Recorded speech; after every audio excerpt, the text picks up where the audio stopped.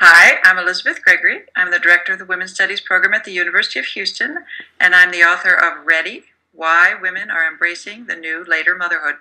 One thing that is occurring now is that the scholars are starting to catch up with what women have been doing and figuring out, why are they delaying? Are they idiots? Are they just foolish that they're waiting until the point where they are running into fertility issues? Well, it turns out no, they're actually quite canny, and now they can document that for every year that a college-educated, full-time working woman delays her children, she makes 5% more in wages and 12% more in overall earnings. And the difference between wages and earnings is the time that you're on the job.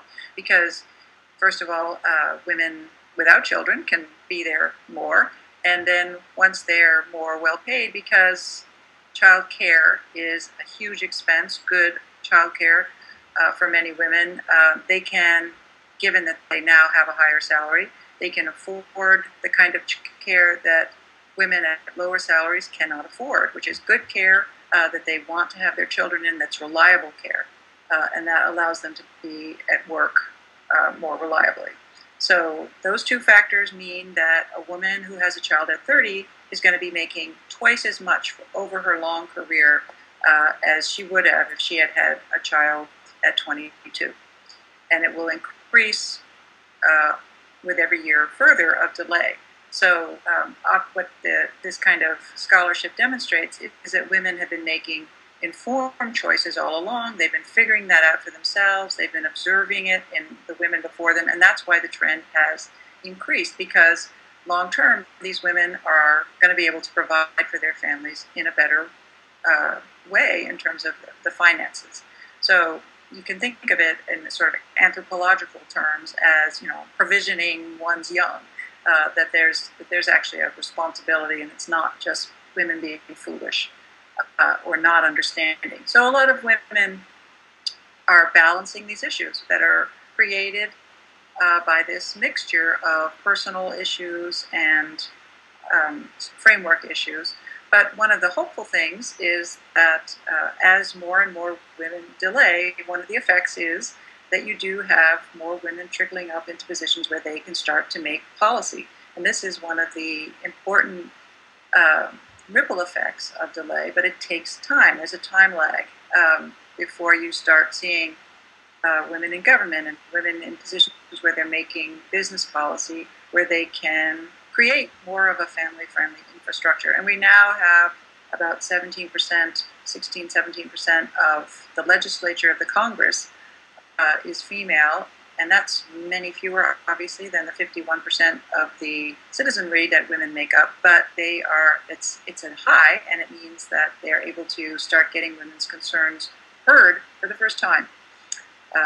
So this is ongoing, and the more of a community of women with influence and education who can then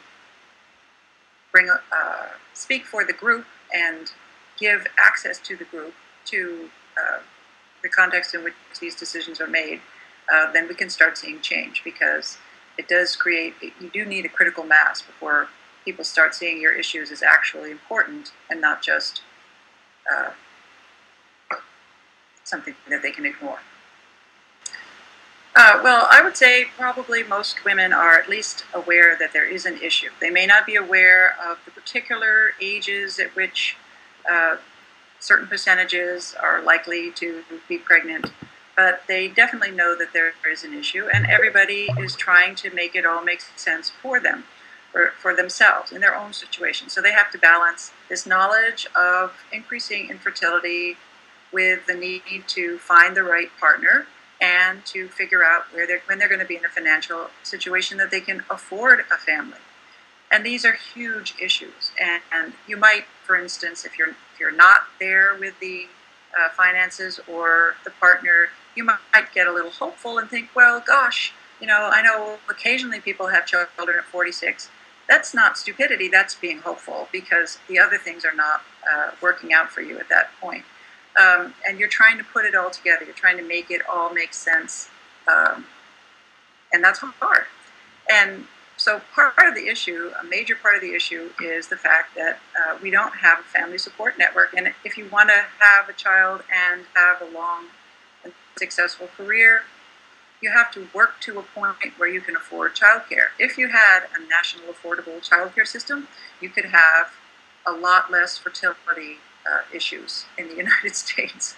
That might be the most effective fertility treatment that you would have. It's not the doctors, but the context in which we fail to support families. That's not the only solution, but it's a huge part of it. And then there is this issue of communicating with people about what the specifics of fertility are. You have to do it in a way that is not exaggerated. I think that a lot of information is sort of given to women in this sort of lecturing tone about how they don't understand their fertility and it's all, after 35, it's all a big problem. Well, both of those things are not the case. Women do understand that their fertility declines for the most part, and they can't make these decisions based on warnings that are not reflected in what they see around them. Most people at 35 can have a child. If you tell them that they can't, they're going to not listen to you. If you're doing that because you think you need to get people's attention and they're not listening to you, so you want to say something radical, that's not the way to do it. That's not the way to get people to absorb your information. It can't be you're doing it wrong, it's your mistake. It has to be a way of addressing people that acknowledges that they are trying their best to put it all together, and that there are many factors involved, and that it's not stupidity that is the determining factor here. And you have to address those changes. You have to address the possibility of actual framework change. And so far, there's been very little national discussion of the way our family support system fails women and men who want to have children. It's always been seen as, it's your family, it's your problem. But actually, if you have that issue, if you have that attitude for the long term, you discourage people from having families because they basically can't afford them. And currently, you're in a recession, you have a declining birth rate. And you've seen this globally in countries where they don't support families, like Italy and Japan. Way low birth rates. Now, the countries that have the high birth rates, those are the countries where they do have support systems that allow people to combine satisfying work and family, and they don't feel that when they have a child, they are actually putting themselves and their children at risk, financial risk, which is the circumstance that most people feel they're in now.